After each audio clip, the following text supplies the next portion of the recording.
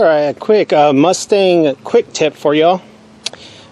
Say you're like me, you're inside at home, it's 10 o'clock on a Sunday night, and you look outside to take out the trash, and then you see brake lights on. You're like, okay, what's going on? Something wrong with my alarm on my Mustang? What's happening here?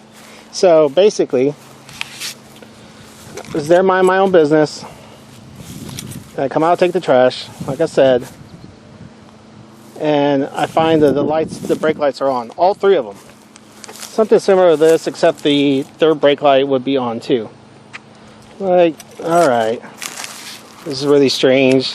So I toy around with it, you know, start the car, turn it off, see if there's something with the security system. Nope, no problem. Then I open the door, of course, and I'm like, okay, did someone try breaking my car? No.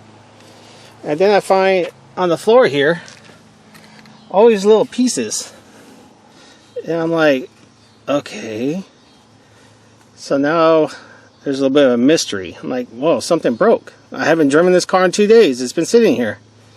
And so we have these little pieces here, and you can tell this piece went into something. Seems like this stuff is really fragile, and it, you know, look, it cracked on its own. I didn't do it. It was all on its own.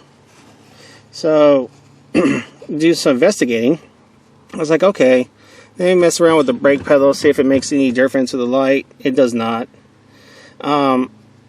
So what I ended up doing is looking underneath the dash. So put these aside,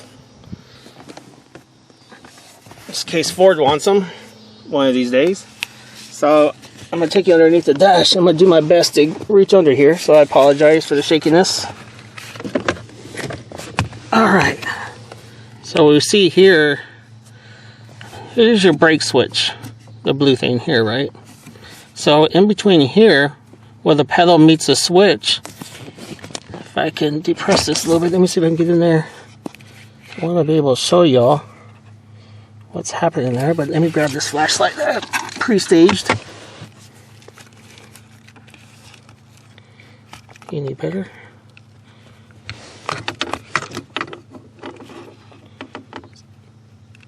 So you might see it right there. You see the little white dot?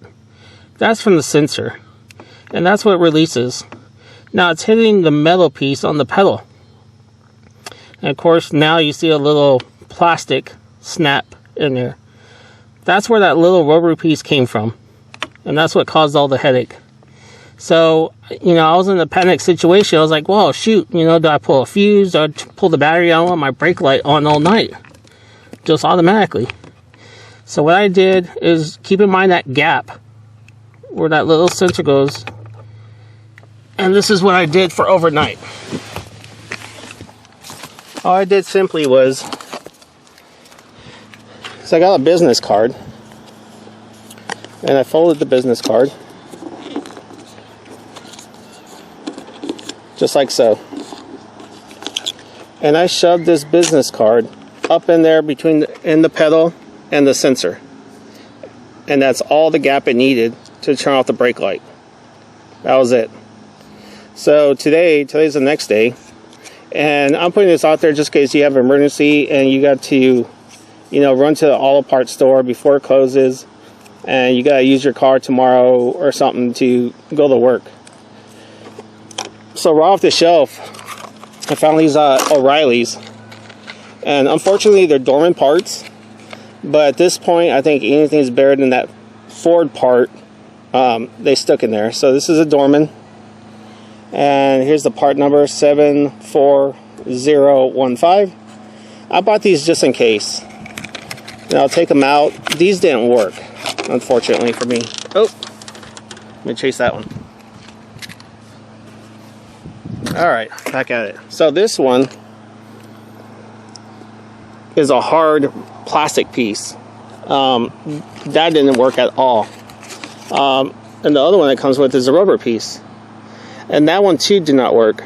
I'm sure if you modify it quite a bit, it'll work. But the diameter for this piece here that's going to go in the hole was too thick. That's what she said.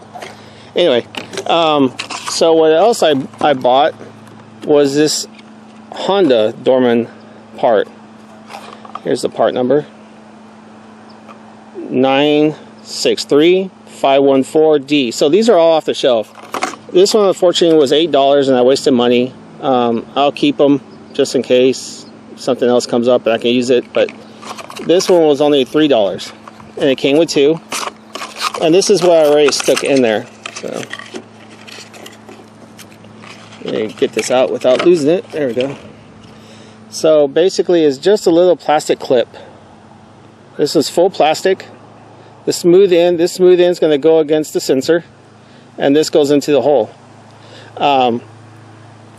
It's kind of a tight spot, so what I have to do is remove the sensor and keep the sensor plugged, and then of course start the car so I'm able to depress the brake pedal, and that'll give you just enough room.